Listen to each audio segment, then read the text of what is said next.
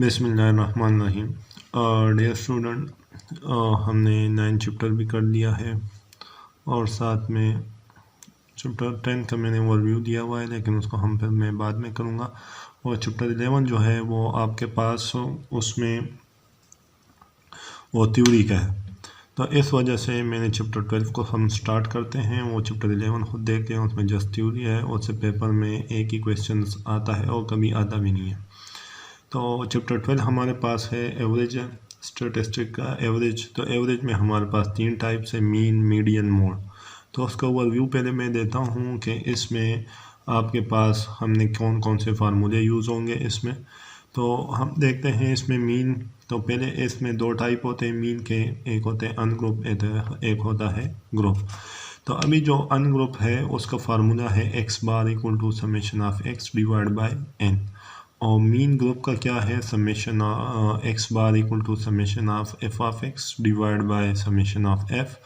तो एक्स जो है आपके पास मिड पॉइंट वो वैल्यू होगी, क्लास इंटरवल लेंगे, उसको हम दोनों को ऐड करेंगे, उसके बाद डिवाइड बाय 2 करेंगे तो आपके पास मिड वैल्यू निकल आएगी। उसके बाद जो मीडियन है वो हमारे पास अनग्रुप डेटा का, तो वो क्या होता है n+1 डिवाइड बाई 2, तो वो हमारे पास मिडल नंबर आ जाता है। और फिर हमारे पास मीडियन ग्रुप, मीडियन मतलब क्या है कि आपके पास उसको असेंडिंग ऑर्डर में लिखें, उसके बाद उसको अरेंज करें और उसके दरमियान वाली जो कोई वैल्यू आएगी तो उसको हम कहेंगे मीडियन। उसके बाद आपके पास आ जाता है मीडियन ग्रुप। तो ग्रुप में क्या है कि उसका फार्मूला है L+H divide by F summation of F divide by 2 minus C. तो अभी इसमें L जो है lower class boundary of a median class, H जो है class interval of median class, और summation of f divide by 2 equal to total frequency divide by 2, और C जो है cumulative frequency of a period class interval, previous class interval. तो ये हमारे पास इसके फार्मूले हो गए। फिर हमारे पास उसके बाद है combined arithmetic mean. Combined arithmetic mean क्या है कि mean A into NA plus mean B into NB divide by NA plus NB, number of A plus number of B। फिर वेटेड अरिथमेटिक मीन का फार्मूला क्या है, तो X bar equal to summation of weight into X divide by summation of 8। फिर geometric mean जो है हमारे पास उसका क्या फार्मूला है, √n x1 into x2 into x3 into up to xn। फिर उसके बाद हार्मोनिक मीन है n divide by summation of 1 over x। तो ये हमारे पास क्या होगा, हार्मोनिक मीन होगा। तो आप पहले करेंगे 1 ओवर x, उसके बाद उसका समेशन लेंगे। अच्छा, उसके बाद हमारे पास डिसाइल है, तो ungroup decile mean 10th values, ठीक है, क्योंकि मीडियन में हमारे पास 2 वैल्यू होती है, 20 की लेते हैं। अनग्रुप डिसाइल मीन हम एक वैल्यू को या एक सीरीज़ को या एक चीज़ को हम 10 हिस्सों में तकसीम करें तो उसको हम कहते हैं डिसाइल। तो अभी हम D1 लेंगे तो n+1 divide by 10th value up to D9, तो उसके साथ D1 आ जाएगा। अभी D2 लेंगे तो आप क्या लिखेंगे, 2 इंटू D1।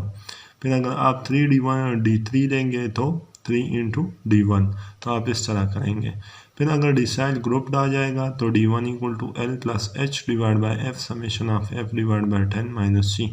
मीडियन और इसमें डिफरेंस क्या है, डिसाइल में मीडियन में हम 2 पे डिवाइड करते हैं, जिस तरह अभी आपके पास ये ग्रुप वैल्यू है तो उसमें हम इसको किस पे डिवाइड करते हैं, इसको हम 2 पे डिवाइड करते हैं। और इसमें हम इसको किस पे डिवाइड करेंगे, मीडियन में 2 पे, इसमें हम 10 पे। और फार्मूला जो है सेम है, तो इसमें हम D9 तक वैल्यूज़ फाइंड आउट करते हैं और उसमें हम 2 वैल्यू लेते हैं, मिड पॉइंट वैल्यू लेते हैं, इसमें हम 9 वैल्यू लेते हैं। अच्छा, उसके बाद हमारे पास इसमें जो और फार्मूले यूज़ होते हैं, तो हमारे पास है इसमें percentile as decile but up to 100। Decile 10 तक होता है, परसेंटाइल आपके पास अप टू 100 होगा। फिर क्वार्टाइल्स आ जाते हैं। क्वार्टाइल्स क्या है, arrange set of data into 4 equal parts. अभी आपने याद रखना है मिड पॉइंट जो है 2 इक्वल पार्ट्स हम करते हैं, मिड पे आप डिवाइड करेंगे तो उसको हम 2 इक्वल पार्ट्स करेंगे। फिर डिसाइल जो है हम उसको 10 इक्वल पार्ट्स में, परसेंटाइल जो है 100 इक्वल पार्ट्स है। तो इसमें P1 से लेके P100 P99 तक होंगे। फिर क्वार्टाइल्स जो है, क्वार्टाइल्स क्या होगा, set of data into 4 equal parts, तो हम उसको लेंगे। तो इसमें हमारे पास अनग्रुप डेटा का जो फार्मूला है Q1 equal to n+1 divide by 4th value, लेके हम मीडियन में 2 करते हैं, डिसाइड में क्या करते हैं 10 करते हैं, इसमें क्या करेंगे 4, फिर Q2 को करें 2n+1 डिवाइड बाई 4, Q3 को लगेंगे 3n+1 डिवाइड बाई 4। तो अभी आपको यह समझना है कि हम उसमें 9 वैल्यूज़ लेते हैं, मीडियन में 1 वैल्यू लेते हैं, डिसाइल में परसेंटाइल में 99 वैल्यूज़ लेते हैं, और क्वार्टाइल में हम 3 बाइंड करते हैं, Q1 Q2 Q3 Q4 क्यों नहीं करते, क्योंकि हम इसको 3 पॉइंट्स लेते हैं इसमें। अगर मैं आपको समझाऊं इसमें, तो आप देखें इसमें हम अगर एक लाइन को लें तो एक यहाँ से यहाँ तक है, तो इसको हमने क्या करना है, इक्वल 4 पार्ट्स में डिवाइड करना है।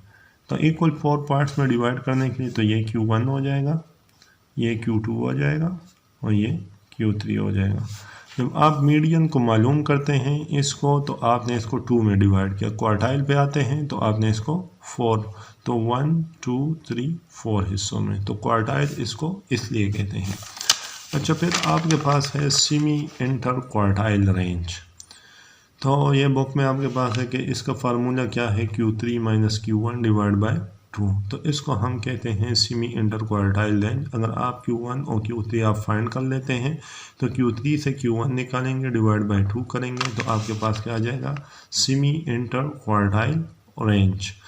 अच्छा, फिर स्टैंडर्ड डिविएशन। स्टैंडर्ड डिविएशन क्या चीज़ है, तो आपके पास है अनग्रुप डेटा के लिए standard deviation under root summation of x minus x bar whole square divide by n, तो ये आपके पास स्टैंडर्ड डिविएशन का फार्मूला है। फिर ग्रुप के लिए standard deviation under root summation of f of x square divide by summation of f minus summation of f of x divide by summation of f whole square, तो ये आपके पास हो गए हैं स्टैंडर्ड डिविएशन के फार्मूले।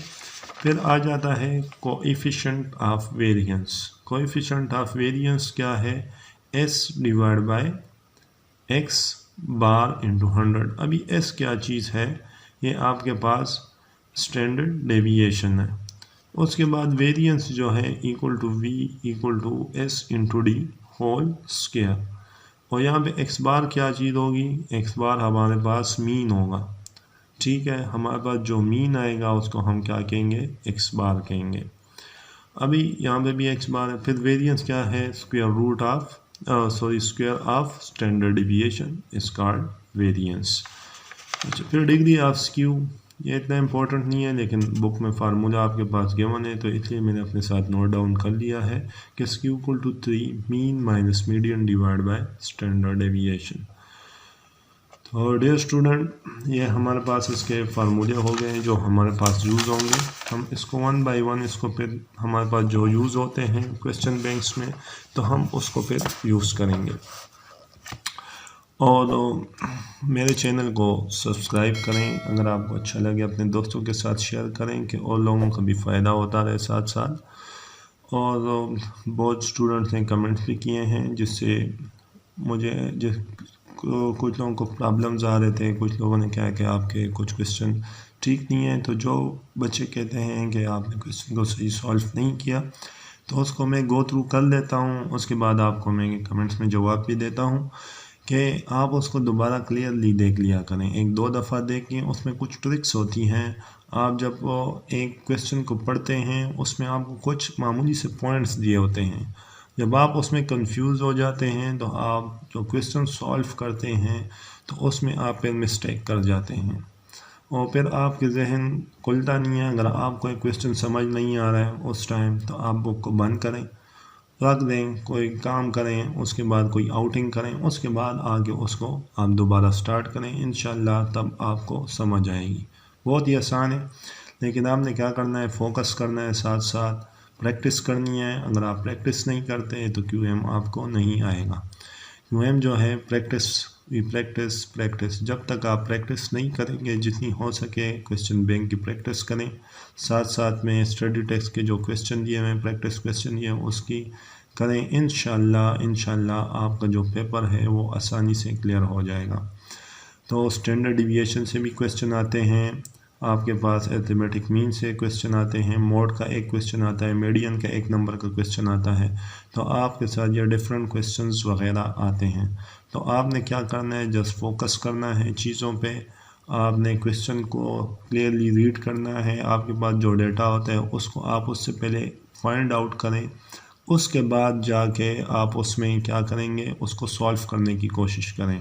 और जब सॉल्व करें तो आप उसको आराम से सॉल्व करें कि आपका टाइम ज़ाया ना हो, टाइम मैनेजमेंट करें। जो जो क्वेश्चन आपको नहीं आते पेपर में आप उसको स्किप करते जाएं, अगर उस पर 10 से 15 मिनट लग रहे हैं तो आप उसको भी स्किप करें। आप नेक्स्ट जाएं, एक दफ़ा पेपर को गो थ्रू करके कि उसमें आपको कौन कौन से क्वेश्चंस आसान लगते हों आप उसको जल्दी जल्दी कर लें कि आपकी टेंशन कम होती जाए।